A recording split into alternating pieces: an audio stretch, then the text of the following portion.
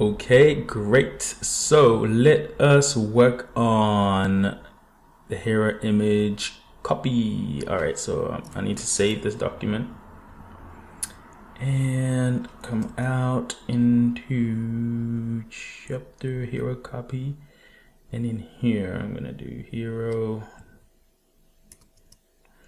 copy. All right, cool, perfect. I know you're gonna see that. I'll just type in hero copy and save that. Nope, don't update the links. Okay, the reason why I say don't update the links, because if you do that, anything with the HTTP kind of gets messed up, or your images kind of get messed up. So yeah, it's better not to do that. All right, so now to do the copy image, to do hero copy, let's just copy this. There's a lot of copy stuff I'm saying. Paste that in there, paste that in there. I'm gonna do this and just say copy, and then starts, ends, and then in here I'm gonna minimize this. Let's see. Okay, I'm gonna bump the code up a bit so that it's easy to see. Okay, so in here, bump up. Okay, in here, we're gonna push back. Then in here, I'm gonna push this to the center in a bit, and then create a table and push this out by Shift Tab.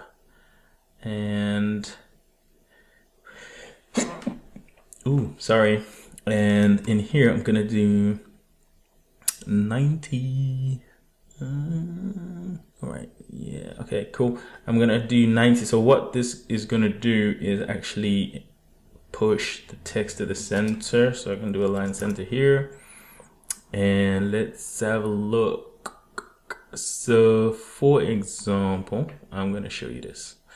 Copy this snippet, and I'll just put it in here like this. Okay, so that put it in the center. If this was left, that's gonna take it. Okay, it remained in the center. Oh, it's because they center. Okay, let's just do left here. Prove my point. So yeah, those were left aligned. That would have done that. Now if I do center, okay, that's gonna push it to the middle, which is what we want. Okay, so I'm gonna just indent back this a bit, explain what's going on here. So here we just have the normal CSS, which is controlling, which is the inline styling.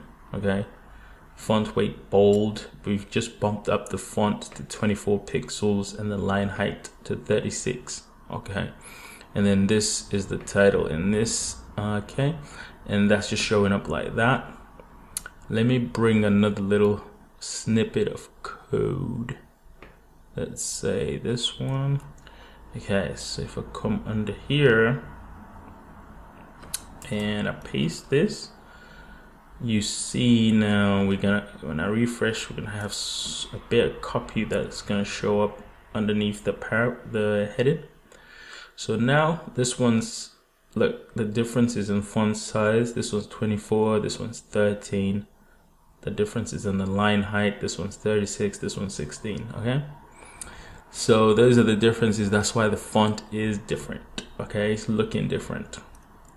So if I save that, if I change, for example, this to like 17, you can see what I mean. It bumps it up. So it's preference, really. How big do you want your font? That kind of thing. Is it going to your brand sort of like guideline? Okay. So now that we got the text in there, we also need the button. So let me get the button, explain how the button is done. It's simple, really.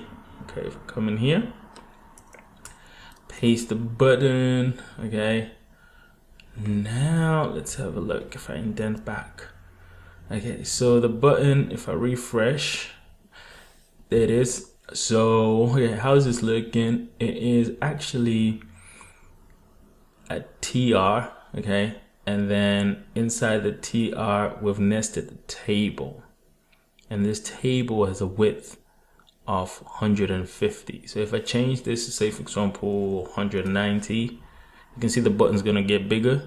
Okay, all right, and so all this is looking to plan. The only difference is that we spotting at the moment is that there is no real spacing, you know. So for example, I could put this, if I push this in, paste that in there, that's gonna give space at the bottom here, this 40 gap, because the number is height of 40, line height of 40, font size of 40. So it's just literally a table row with a height of 40 basically to give us this gap here. So in between here, if I paste another 40 and maybe change the 40 to like 30, let's see. So then it pushes down. You can see that cell there pushes down a bit. And then here, say for example, we wanted another 30, we could just do that. And then just do 30. And then now we've got that gap. But maybe 30 is too much, so no, maybe 20. Maybe still too much, you never know. So could do 10. Alright, that bumps it up a little bit. So now I'm starting to think maybe this one, you know what, maybe this one can change as well. Let's play with 10.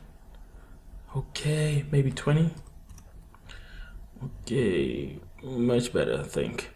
And then now we just need the one above the heading.